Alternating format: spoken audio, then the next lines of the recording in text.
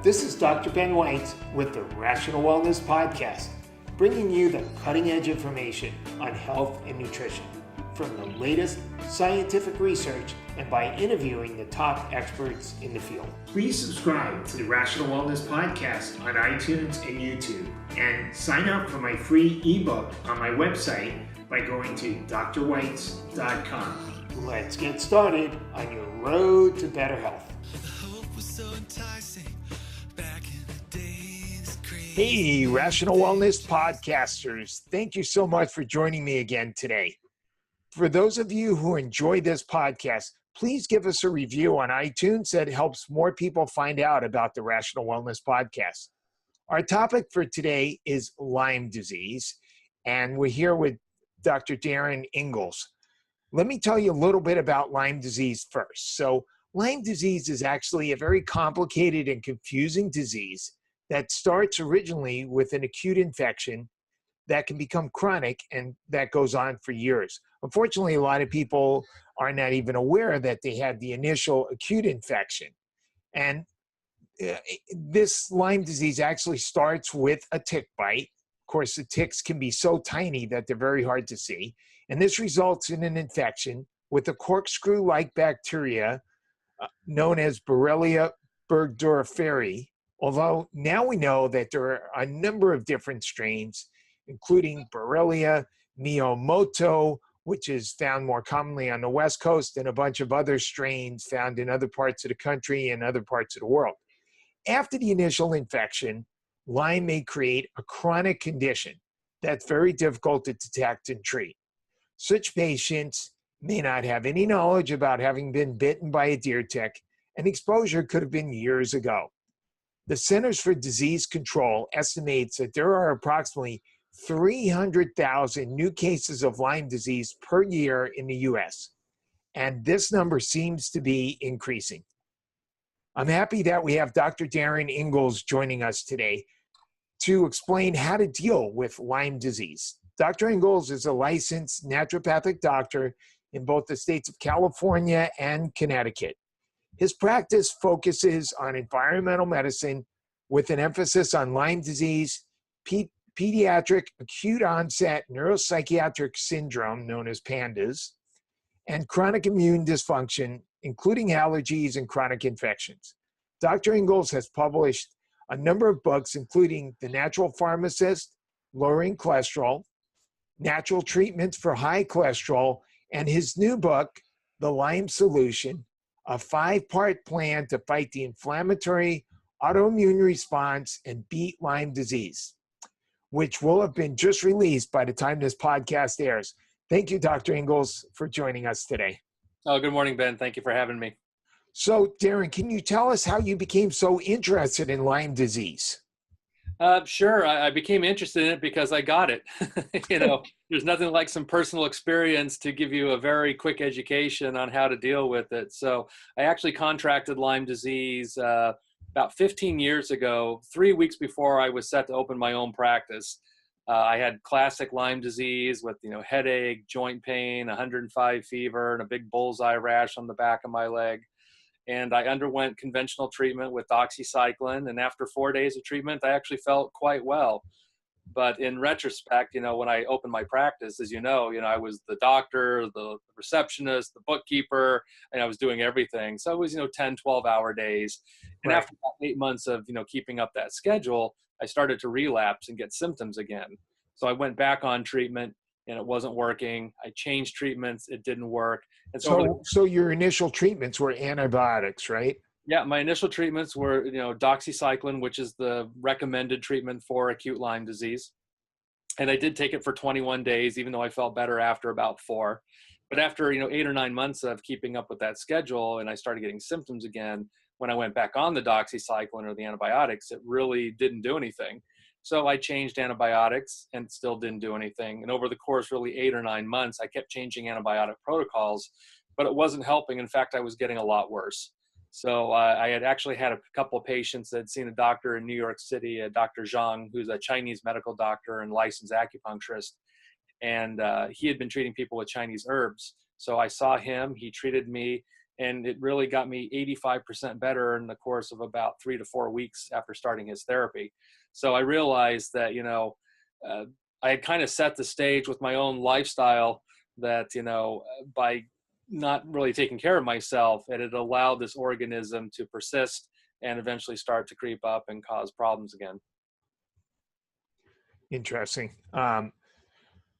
So what are the symptoms that would make you first suspect that a patient may have chronic Lyme disease? Because, the acute disease with the bullseye rash, that's relatively easy to know what's going on. But the chronic patients, which is really the bulk of the patients that we might see for Lyme disease, and which is really, the biggest problem. How do you identify that? It can be challenging. We call Lyme the great imitator or the great mimic. It looks like a lot of different things. In fact, there's upwards of 100 different symptoms that are associated with Lyme disease. So my feeling is when you have a chronic illness, if you've ruled out everything else and you can't figure it out, that might be worth investigating. But one of the things that we typically see in chronic Lyme is this sort of myriad of different neurological symptoms. And people will complain of brain fog, short-term memory problems, dizziness, balance problems. We can still see a lot of the symptoms you might see in acute Lyme disease. So people will complain of, migrating joint pain, where it kind of wanders from joint to joint. One day it's your left knee, one day it's your right elbow, next day it's your right ankle. You can see what's called neuropathy, numbness and tinglings, typically in your hands and feet, that really can occur anywhere in your skin. People will also describe what we call a sensory distortion, where they'll feel like there's ants crawling under their skin or a burning sensation in the skin. And you look at the skin and it looks completely normal. That tends to be associated with Lyme. You can also get chronic swollen glands. Some people will still get, fevers, chills. So, when you feel sick, and if it hasn't been explained and it's been going on for not just a handful of days or even weeks, but when it starts to go on for months, that's usually evidence that there's some sort of persistent infection. And there really aren't too many bugs that do that. So Lyme and some of these other co-infections that you can get through a tick bite tend to be associated with these long-term effects. So those chronic, rheumatological symptoms, even things like rheumatoid arthritis, lupus, a lot of autoimmune diseases have been associated with Lyme disease. And so, it's possible that Lyme really is the trigger or the catalyst for things like multiple sclerosis and Parkinson's and Alzheimer's. If you go to your doctor and you ask them, well, gosh, I've been diagnosed with MS. Okay, well, why? They're not going to have a clue. And I think there's some pretty good evidence in the literature that, Lyme at least can be one of these organisms that triggers that kind of problem. So if Lyme is a trigger for some of those problems, if you go back and address the Lyme, will that help that condition like MS or some of the other conditions you mentioned? Absolutely. And I've treated several patients who were diagnosed with multiple sclerosis that we also found out they had Lyme disease. And in treating their Lyme, their MS improves and sometimes even goes away. All the symptoms. And I've even had a couple patients where they've had a repeat MRI. That's part of how you diagnose MS. And there's typically specific lesions you see on the brain, and we'll see those lesions go away. So was it MS? Was it Lyme disease? It gets to be a bit complicated. And I think the neurologists out there might have a different opinion on this. But, a lot of these conditions are really descriptions, and they don't specifically tell you why you have that condition. But again, I think there's been some pretty compelling evidence that Lyme disease can become a trigger for autoimmunity. And whether it's affecting your joints or affecting your brain, that seems to vary from person to person who gets Lyme. But again, a lot of the issues that come up with chronic Lyme disease is really this capacity for it to trigger autoimmune problems.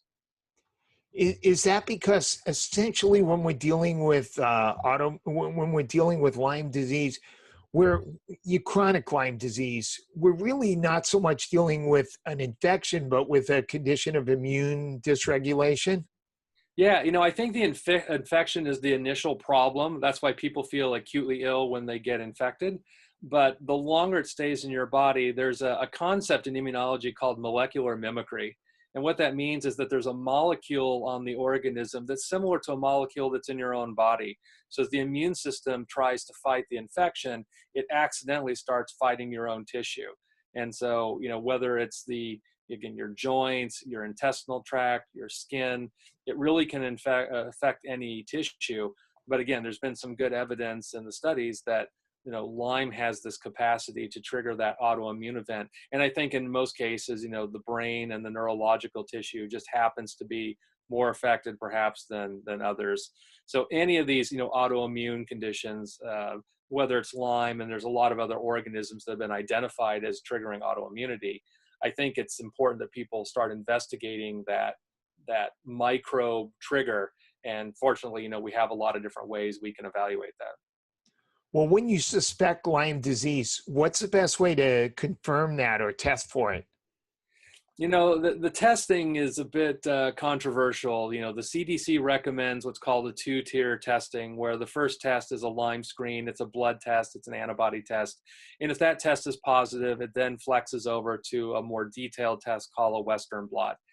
The general rule is if your Lyme screen is negative, they don't even do the second test. I was a microbiologist before I was a doctor. I used to work in a lab and do these tests. And in the laboratory world, a test to be a good test has to be both what we call sensitive and specific. So what are the likelihood it'll pick up the disease if you have the disease? And if the test is positive, what is the likelihood that that's an accurate result and not a false positive? And a good test should be at least 95% sensitive and specific. Well, what we find with the Lyme testing is that it's about 40% sensitive, which means it doesn't even pick up half the people that have Lyme disease. In our world, that's a terrible test.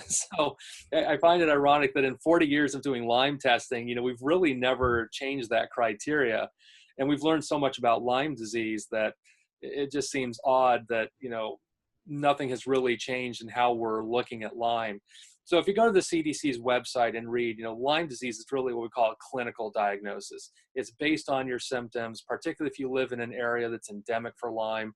Plus, you have to rule out all these other things like autoimmune disease. And when you've done that, that sort of starts narrowing it down. If your Lyme test comes back positive, false positives with Lyme tests are actually quite rare, but false negatives are extremely common. So the bottom line is that a negative test through the conventional testing methods doesn't necessarily exclude the possibility of Lyme. Now, the good news is we do have other labs out there that do more sensitive testing. They use different test kits. They also report it in a slightly different way. That increases your likelihood of picking up Lyme. So if someone's really interested in getting tested, I recommend going to one of these labs that does better Lyme testing and probably foregoing the standard, Quest LabCorp test, just because the likelihood of picking it up, particularly, the further you get away from being infected, because we're measuring antibody levels, your antibody levels should be highest closer to the time you get infected. The further you get away from that, immunity naturally wanes. So the likelihood of picking it up, 2 years, 4 years, 10 years after you've had exposure goes way down. So I think if you use some of the other labs out there, you just increase your likelihood of picking it up. Have you used Dr. Vashdani's Immunosciences lab? I have used his occasionally. There's a lot of good labs out there. Immunosciences, I think, does a good test. IGeneX out in Palo Alto's probably the one that most people in the Lyme community use. They've been around a long time and they do very good testing. I also use a lab called Medical Diagnostics Laboratory in New Jersey. I like them. I think their testing is equivalent to IGeneX, plus they bill insurance. So for a lot of our patients who've already paid so much out of pocket, it's nice that you can actually bill something to your insurance plan. And then there's a new lab that just came out. In fact, I'm actually on their scientific advisory board called Global Lyme Diagnostics. And the doctor that developed their test was actually a vaccinologist, and he was tasked to find a vaccine for dogs for Lyme disease. But to create a vaccine, you have to find something that's very common to all these different strains of Borrelia. We know that in the United States, there's about 100 different strains of Borrelia, and there's about 300 strains worldwide. We don't even know how many of them are clinically relevant. Our guess is it's probably somewhere from 10 to 12. So he had to find a sequence of part of the organism that's common to all Borrelia. And so instead of making a vaccine, he actually turned it into a laboratory test. And because Borrelia burgdorferi is sort of the dominant strain, there are these other strains like Borrelia miyamotoi and many others. So this test actually looks at all the different strains of Borrelia. The testing, I didn't mention it earlier, but the testing that's available through the CDC recommends only really looks at Borrelia burgdorferi. So if you happen to have another strain of Borrelia, either your test might look negative or it might look kind of gray where maybe you get 1 or 2 antibodies, but not the full complement that you might expect. So this is where we kind of come back that a negative test doesn't necessarily exclude the possibility of Lyme, because maybe you have a different strain of Lyme that's not Borrelia burgdorferi. So the good news is, we are getting better in our testing. We have a lot more available to us. But again, at the end of the day, that piece of paper is really only confirming what we already suspect, and you really have to go based on patient symptoms. And is it valuable also to test for some of the common Lyme co-infections like Bartonella, Babesia, et cetera? Absolutely. So whenever we're working anybody up for Lyme disease, you want to test for all these other co-infections. We know that in New England, where I spend part of my time, about 1/3 of the ticks that have Lyme disease also carry some other infection. I go to these Lyme conferences every year, and it seems like that list of things that ticks spread, gets more and more every year. I don't even know how practical it is to test for everything. And, now we know that there's a lot of bacteria, other viruses that can be transmitted through these ticks. So we tend to go for at least the big ones. And then depending on what we find, sometimes we have to start looking at the more obscure things that you can get through tick bites. But yeah, things like Bartonella, which is a bacteria that we typically associate with cat scratch fever. So even if you never have a cat, you can get this bug through a tick bite. Babesia, which is a cousin of malaria. It's a blood parasite, so it causes a lot of malaria-like symptoms where you can get cyclical fevers and this thing called air hunger where you just feel like you can't get a deep breath. Anaplasma is actually quite common in the Northeast, which is another bacteria. There's Ehrlichia, there's tularemia, there's a lot of other things. And I think the one that's come out in the last year, especially in New England, is there's a virus called Powassan Virus. And viruses, because they behave differently than bacteria and they're able to penetrate your cells a little more easily, can potentially cause a lot more problems. So Powassan was scary this year because there were actually several deaths associated with Powassan. We had a couple. How do you spell that?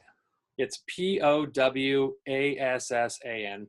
Yeah. So, for someone who's got a really high fever, very acutely ill, particularly if you know that there's a tick bite, there are a couple of labs now that are testing for Powassan virus, but antibiotics don't do anything for viruses. So I think what happened in those few cases is they were probably treated with antibiotics, but it's not the appropriate treatment, and unfortunately was lethal in those cases. Again, it's an emerging virus. We haven't had a lot of cases, but the few cases we had have been very severe. So, it's just one of those things that, depending on how people are presenting, you have to rule out the possibility of having more than just Lyme and look at sort of the breadth of all these different infections you can get through a tick bite. Can you talk about your 5-step plan for overcoming Lyme disease? Sure. So,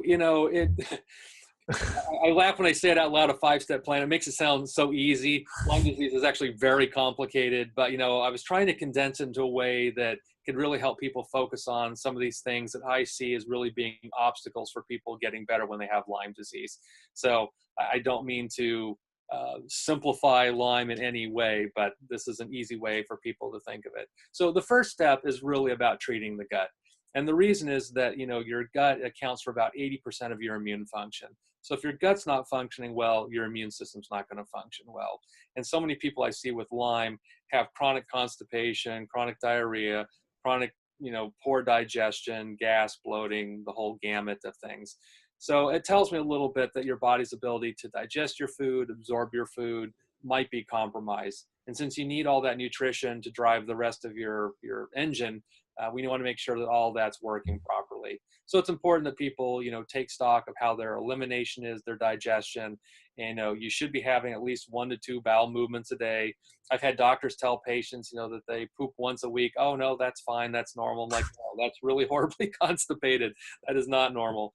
So, it's a good idea to take stock of, how you're eliminating. And then again, I talk about in the book, there's a lot of things we can do nutritionally to help support better bowel habits. So, things like glutamine can be very nutritive to the gut to help, heal the large intestine. Of course, probiotics can be beneficial to help repopulate the gut, particularly if you've already been on antibiotics for Lyme disease. Antibiotics, of course, do set the stage for having, an imbalance of your gut flora or creating an overgrowth of yeast. So I use a lot of probiotics. And then we can use things like, fish oil and curcumin as natural anti-inflammatories to help quell any kind of inflammation in the gut. So the first step is really, let's get the gut in good working order. The second step is really about diet. And, I've tried a lot of different diets with people. There's the paleo diet, the anti-candida diet. Of course, the keto diet's very popular now. And having tried a lot of different things, the diet I found for myself and for my patients, it seems to work best, is what we call an alkaline diet. And what that means is that you're eating foods that help promote better alkaline pH in your body. So for people who don't know, pH tells us about sort of how acidic or how basic your body is. It talks about your body chemistry. And virtually all your cells, with the exception of your stomach, your bladder, and for women, the vaginal area, which is very acidic to help protect against outside invaders, the rest of your body is actually very alkaline. So by eating certain foods, we can help keep that pH more balanced. And we get exposed to so many things in our world that make our body very acidic, whether it's chemicals, medication, acid rain, of course, affects the pH of the foods that we eat. So that tends to make us acidic. And, it's a lot of details to sort of simplify it for our purposes here. It's basically eating a mostly vegetarian, plant-based diet. We try to limit animal intake, so that's meat, fish, shellfish, eggs. We try and keep that down to about 20% of your total dietary intake for the week. And then we eliminate all junk foods, all dairy, coffee. I know I love coffee, but I found for myself that even a few sips of coffee would trigger inflammation in my body. So if you're a coffee drinker, it's a good idea to start working on weaning that off. And it's not really about the pH of the food. It's about what the food does in your body. So for example, lemons and limes are very acidic. If you squeeze them on a pH strip, they'll turn very acid. But in your body, they break down in a way that actually makes your body very alkaline. So starting your morning with a glass of, lemon water or lime water is actually a great way to help start moving your body in a more alkaline state. And, this is one of these things where people can buy pH strips and they can do urine testing before they eat in the morning and later in the day. And they can monitor their progress and kind of show how their body's moving, whether they're more acidic or more alkaline. And it takes a little time and a little practice, but once people start to shift their diet, we'll see that they're able to maintain that body pH a little bit better. So that's the second step. The third step is really about going after active infection. So I talk about a lot of herbal protocols that I've used on myself and I've used with my patients to help treat the infection. I think when a lot of people get Lyme, they feel like antibiotics are the only option. And in acute Lyme, I'm a big proponent of antibiotics. Again, I think for a lot of people, it helps get rid of the infection before it ever gets to be a problem. But once you've gotten into the chronic stage, there's actually not very good evidence that antibiotics are terribly effective. And I've heard people, and I've seen people that have gone on antibiotics and did okay. But I've seen a lot more people that went on antibiotics and got worse, or it did nothing at all. Or they had temporary benefit, and as soon as they came off the antibiotics, they started to relapse again. So I talk about some of the herbal protocols I've used. If you go online and read about herbs, there's probably 8 or 9 different protocols out there. The top 2 that I've tend to use, again, Dr. Zhang has a Chinese herbal protocol. That's what I use to, again, pull myself out of the weeds. And, in Chinese medicine, they always use formulas. They never really use single herbs. So I like his protocol because it really addresses the gamut of everything Lyme does to your body. So not only does it go after eradicating the organism, it helps improve circulation, it helps boost your immune system, it's anti-inflammatory, it's analgesic. So it does all these other things that Lyme can do to the body. So I think it's really one of the more comprehensive herbal protocols out there. And I've also used a variation of Dr. Cowden's protocol. So Lee Cowden was a cardiologist in Dallas, and I think he's retired now, but he created a series of tinctures that come from the Amazon. And I like them because they're liquids, so they're great for kids who have Lyme disease that can't swallow capsules. And his protocol has actually been studied by a researcher at the University of New Haven. Her name's Dr. Eva Sappi. And she's actually found that those herbs work better than antibiotics. So if people are ever concerned, oh gosh, herbs aren't very effective, well, she's actually proven that's not the case.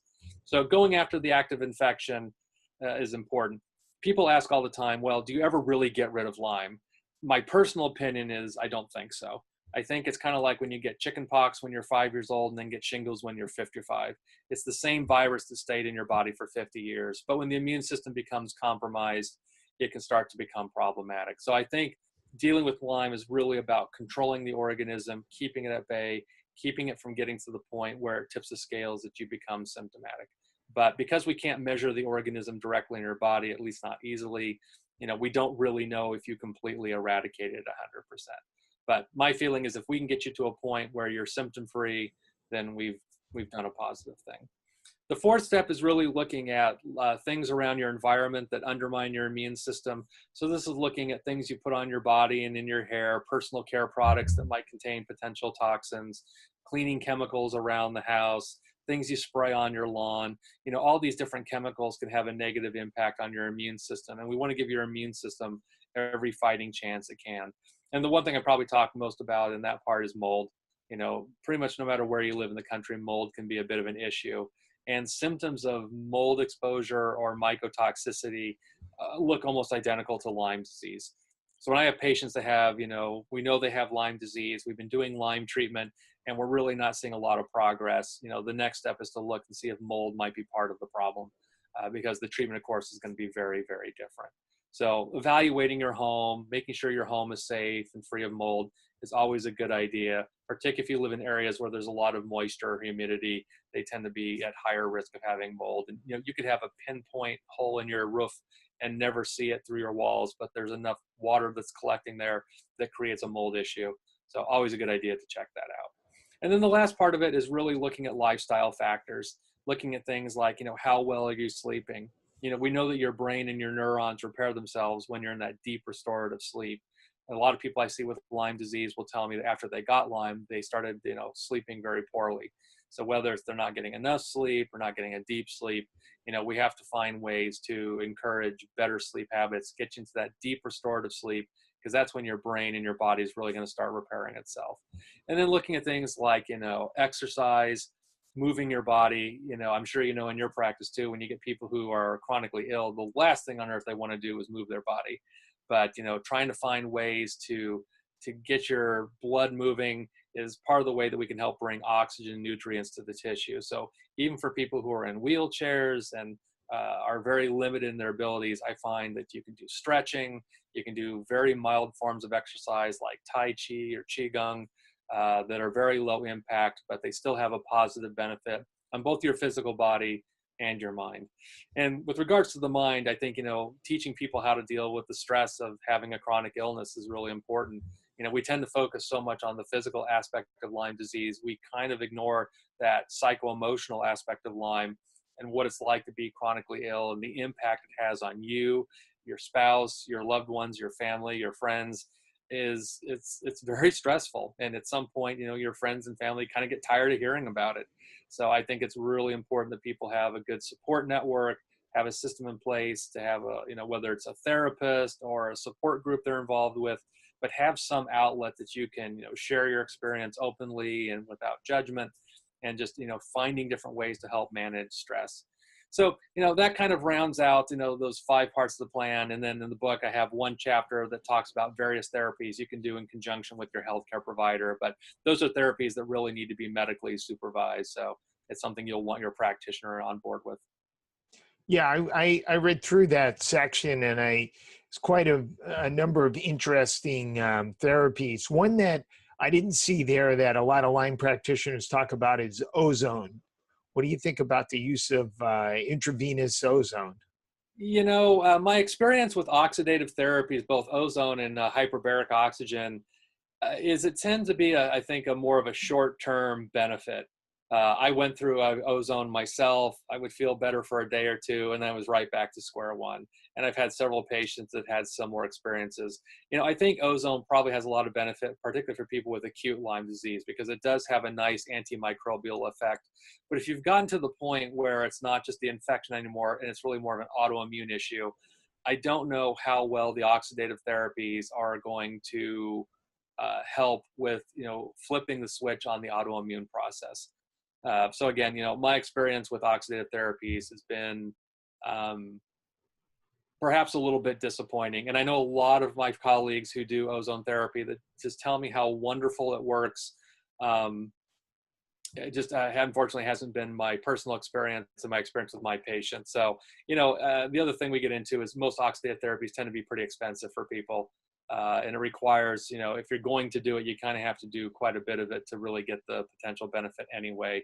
So again, I find in my population that the cost and the time of doing it for most people is somewhat prohibitive. So of all those specialized therapies that you have in that section, which is the one that you would think would be the most useful adjunct for most people?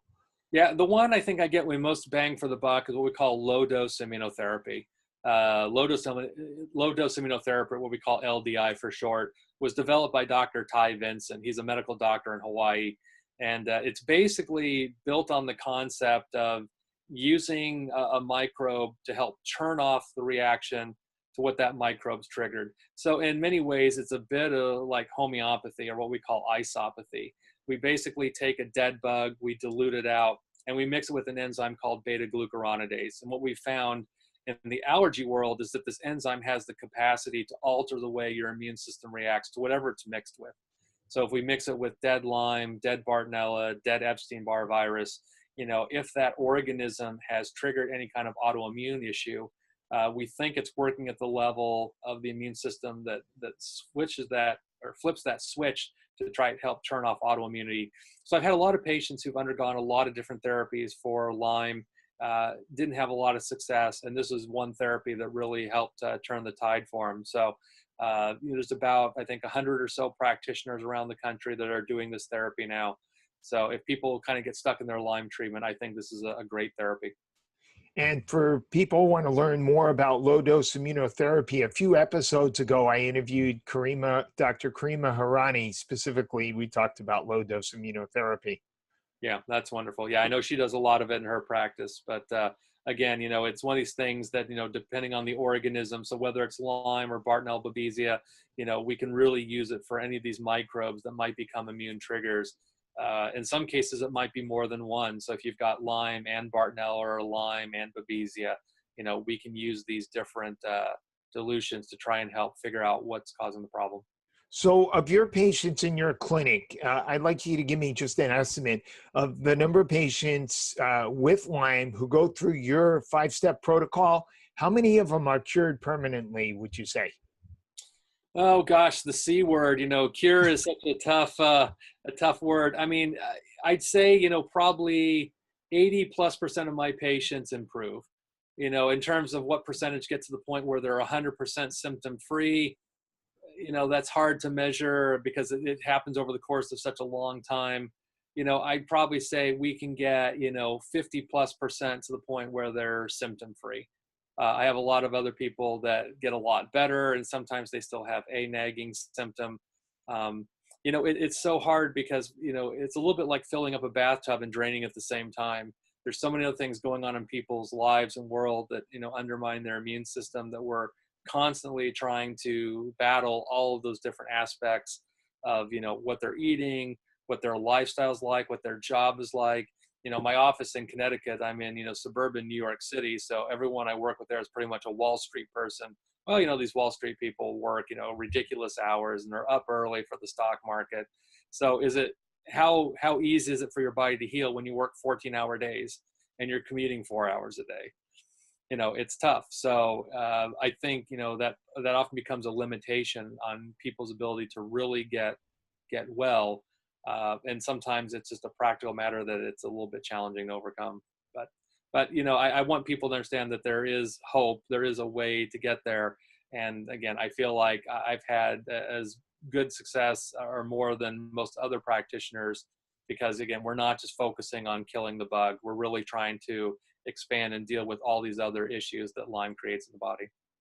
I noticed in your book, after you go through these 5 steps and talk about a few other things, you go back and explain how a patient would go back through those 5 steps again and elaborate on some of the details that you didn't elaborate on the first time.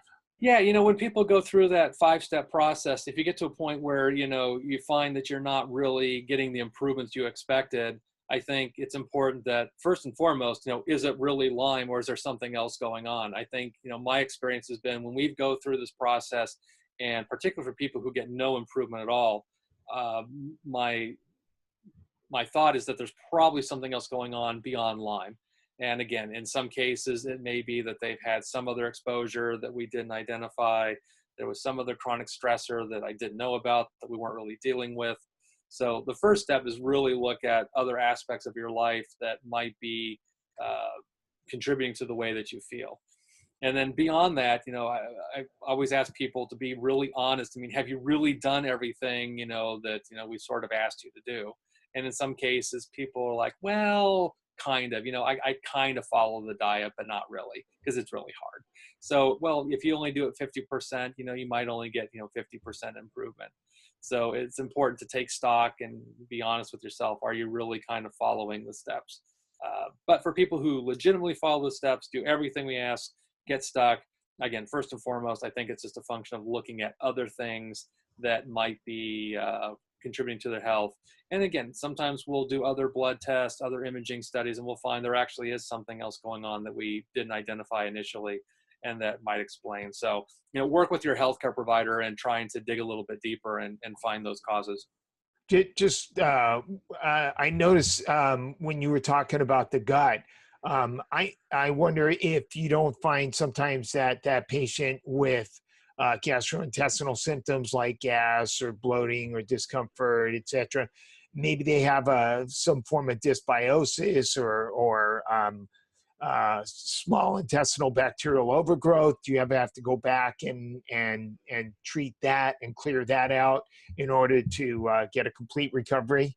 Yeah, and the one you just mentioned there, SIBO, small intestinal bacterial overgrowth, is a very common one. In fact, I had one patient who she went through her Lyme treatment. She did well, and she got maybe 70% better, but she was still having neuropathy, numbness and tingling in her feet. And then we did a SIBO test, and she was positive. And when we treated her SIBO, her neuropathy went completely away. So yeah, I mean, as we talk about gastrointestinal health, I mean, part of my standard workup is we typically do stool testing on pretty much everybody with Lyme, just to make sure, and particularly if you've been on antibiotics.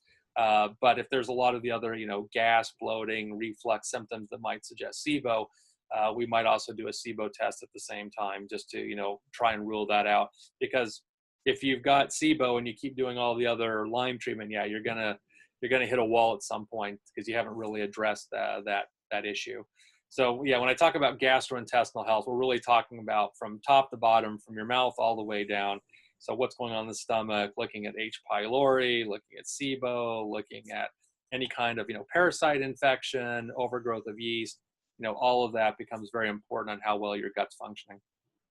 Awesome, Darin. I think we got a lot of very useful, interesting information from you today. Thank you for sharing that. For listeners, viewers, practitioners who'd like to get a hold of you, what's the best way for them to find out more information and contact you? Yeah, the best way is just to go to my website. It's dariningelsnd.com, DARININGELS, N as in Nancy, D.com. And we've got a lot of great information. We'd love people to sign up for our newsletter. And I've also got a free chapter of my new book that you can download. Or we also have a free ebook of my top 10 immune boosting recipes that we'd love people to have. So please sign up, follow us, and we'd love to help share some more information about Lyme disease and other things that we deal with. And where can they get the Lyme solution? Yeah, so Lyme solution, well, as of now, I'm 1 week away before it actually comes out. So it's available through all your major book retailers like Amazon or Barnes & Noble for pre-order. But the book itself drops on March 27th. That's great. We'll be looking for that, Darin. Thank you for joining me today. And I'll see you in a few months at our functional medicine meeting. All right. Thanks, Ben. Thanks.